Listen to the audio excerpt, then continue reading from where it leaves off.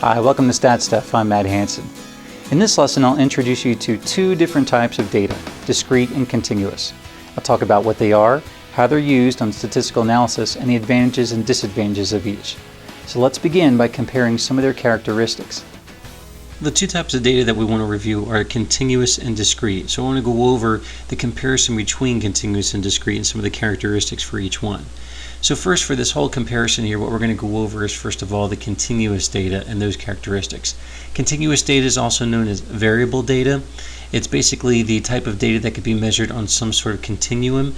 That is, it's virtually infinite in its scale or also infinite in how you might divide it. That is, its divisibility. Some general examples of using continuous data are like numerical values that are like dollars, time, distance, or degrees, those kinds of things. From a business perspective, some examples could include revenue or expenses, the call duration, product specifications and measurements, those kinds of things, or weight. For advantages of using continuous data is, since it's infinitely divisible, the slightest defect can be detected and measured. That also means that it allows for a smaller sample size, where you don't need as much samples in order to be able to detect that kind of slight movement or variation that you're seeing within your data. So there's a lot of value that can be drawn from continuous data in that respect. From a disadvantage, though, it can be a lot more difficult to measure this type of data because it might require additional costs in order to collect the data to that level or to that scale of scrutiny. Because you might find yourself getting maybe too granular in your scale of scrutiny, or maybe too broad, too wide in how you're measuring it. Scale of scrutiny, that is referring to how you're defining it. Like, for example, if you're measuring it over time, or you're measuring it in terms of months, weeks, days, or even something more granular like hours or minutes or seconds or some fraction of that. That level of scale scrutiny and how you're measuring it sometimes can get maybe too granular or too broad. So in order to get to the ideal level, it can sometimes require a lot more work involved in order to get it. From a statistical perspective, continuous data is a much better measurement of variation because it can detect, again, a lot of that movement because it's at that continuous, it's on a continuum plane. It's also used a lot for evaluations and statistical tests that allow for more precision, for example, in using regressions. So it's a much stronger type of data where you can apply some of those stronger statistical tests. Now, on the other side is discrete type of data. It's also referred to as attribute type of data. The definition of that would be that it's measuring something like counts or classifications. It's usually going to be a lot more limited in the scale or divisibility, especially in comparison to continuous type of data. Some general examples of discrete data include like yes or no, pass, fail. Yes, no in the sense of maybe was it a defect, yes or no.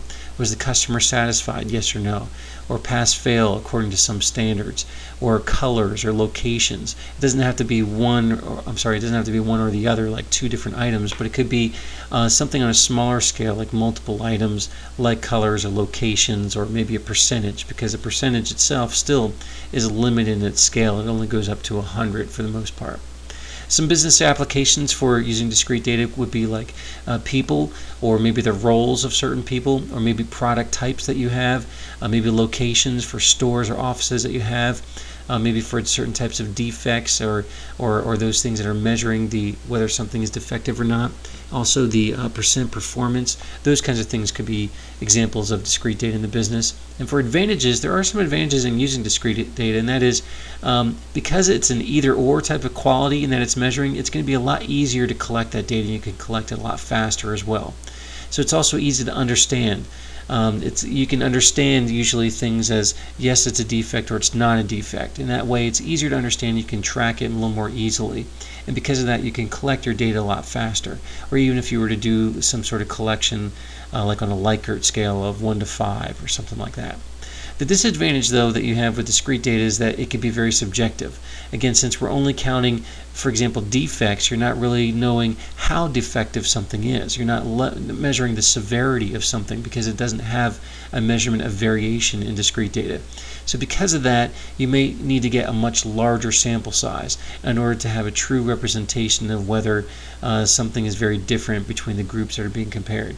Now, from a statistical standpoint, it's not going to be as effective for measuring variation again, and because of that, some of the statistical tools that are available are going to be a lot less precise. Some of the tools you might use might be like a chi-square test or some other types of proportional tests, which they're still valuable tests. They're very helpful and informative if you can get your data to that level, but again, they're not going to be necessarily as powerful or convincing compared to some of the tests that are used for continuous data like regressions. Despite these differences between discrete and continuous data, it's important to be aware of some other characteristics about discrete data and how we use it. You may have noticed in my description about discrete data that I included percents as part of it. So you might be asking, well, how is it that discrete data would include percents since percentages seem to be numeric in value? Well, that's true that they are. However, percents are really a measurement of discrete proportions. That is, for example, if you have 100 units and 80 of those are considered to be pass and the other 20 are considered to be a fail or defect of some degree, then we might say 80%, 80 out of those 100 are pass, the remaining 20 or 20% have failed or are defective in some way. Well, again, we're converting the actual pass-fail values, that discrete interpretation, into a percentage, and we're using that as a proportion. So in that way, percentages lend themselves better to proportional type of test, even though the actual percentage value is numerical in nature. And it's also, the percentages are usually going to be discretely limited between 0% and 100%. It's not like a typical numerical value that goes on to infinity or is infinitely divisible. So in that way, the nature again is a little bit different when you're dealing with percentages, since they're intended to represent discrete proportions.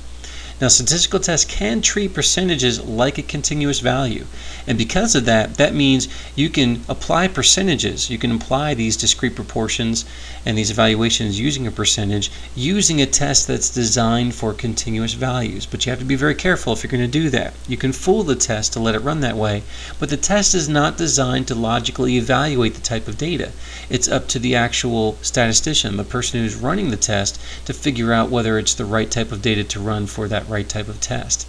So you have to be very careful. Just be aware, if you're using percentages, just be aware that the percentage is intended to represent a discrete proportion, and it may not always be appropriate to treat it like a continuous value for any type of test that is designed to support continuous values. So just be very careful in doing that, because you could come up with very wrong conclusions if you don't use the right test designed for that right type of data. Now let me go over a couple of ways that we might define discrete type of data based off of whether it's count data or classification data. And we'll break down that example using 5 different units as our representation here. So if we have 5 different units, each of these represented by these 5 different squares, within each one you've got 9 different holes, and those holes might represent the actual opportunities. And then the red ones that are filled in here represent the actual defects, if there was a defect within a particular opportunity within each one of these units. So we'll use this as our illustration to describe the next 2 types, again, count data versus classification data. For count data as a discrete type of data, what we're saying is it's describing the frequency of an observable event or condition, that is some type of defect, that occurs within a process. Now this is usually going to be at the overall unit level, and it's going to be something that might be measured like a defect rate. So using this example again, we might say that this first one is a defect. The second one is a defect because, again, there's at least one defect that occurs within the entire unit. This next unit is a defect because there's at least one defect that occurred.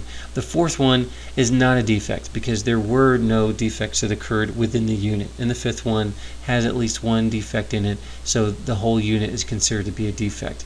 Well, in this case, we might measure this as a defect rate, where we have 4 that have failed, 4 that are considered to be a defect, and 1 that is not. So in this case, the defect rate is 4 out of 5, or 80%. Now this is a little bit different than the other version, which is classification type of data. This is where we're describing the frequency of a characteristic that's attributable to a factor, part, or some sort of output that's within the process.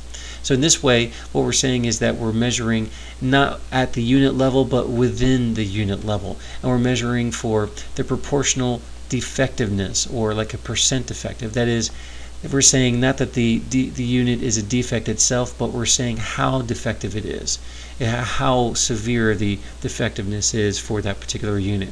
So again, back to our example, we might say here there's 9 opportunities for this unit, 2 of those were defects, so 2 out of the 9 opportunities make this one, that shows us that's how defective that one is. The second one, there's 3 out of 9, so a third of that is considered to be making that defective, and so on for each of these. So if you count all these possible opportunities, there's 9 for each of these 5 units, so there's 45 total opportunities, and according to all the ones that are filled in red here, we've got 9 of them that are actual defects within each of these different opportunities.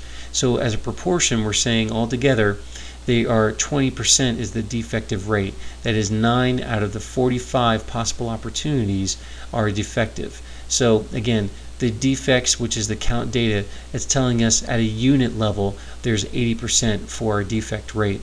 But when we want to see how defective all of our units are, we're getting down to within each unit, and that's where we might use a defective rate type of measurement. All right, before we close this lesson, let's discuss how we can apply some of these concepts in a practical way. Well, I'd like you to try to find at least 10 different metrics that you use in your organization.